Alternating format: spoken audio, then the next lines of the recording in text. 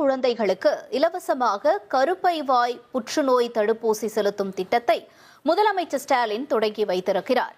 பெண்களுக்கு HPV தடுப்பூசி ஏன் அவசியம் என்பது பற்றி விளக்குகிறது பின்வரும் தொகுப்பு.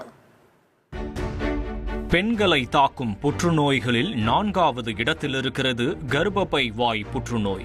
HPV எனும் ஹியூமன் பாப்பிலோமா வைரஸால் இது ஏற்படுகிறது.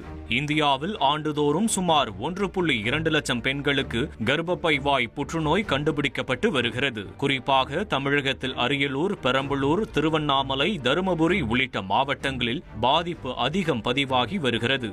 எனவே பெண் குழந்தைகளுக்கு கர்ப்பப்பை வாய் புற்றுநோய் வராமல் தடுப்பதற்காக போடப்படும் தடுப்பூசியை இலவசமாக வழங்க தமிழக அரசு முடிவெடுத்தது. 9 முதல் 14 வயதுடைய பெண் குழந்தைகளுக்கு HPV தடுப்பூசி செலுத்தும் திட்டத்திற்காக கடந்த பட்ஜெட்டில் 36 கோடி ரூபாய் ஒதுக்கீடு செய்யப்பட்டது.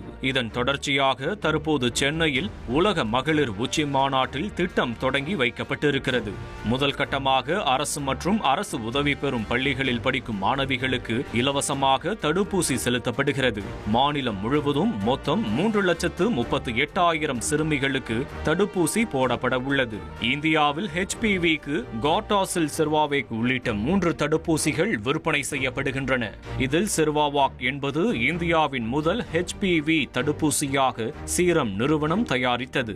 கார்டாசில் தடுப்பூசிகள் இறக்குமதி செய்யப்படுபவை என்பதால் ஒரு டோஸ் செலுத்த 4,000 முதல் 10,000 வரை செலவாகும். ஆனால் இந்திய தயாரிப்பான செர்வாவாக் ஒரு டோஸ் 2,000 ரூபாய் என்ற விலையில் கிடைக்கிறது. 9 முதல் 14 வயது வரை 2 டோஸ் தடுப்பூசி போட வேண்டும். முதல் டோஸ் போட்ட பிறகு 2வது டோஸ் 6 மாதம் கழித்து போட வேண்டும். செர்வாவாக் தடுப்பூசி செலுத்தப்பட்டு நடத்தப்பட்ட ஆய்வுகளில் சிறந்த செயல்திறனுடன் நோய் வராமல் தடுப்பது நிரூபணமாகியுள்ளது.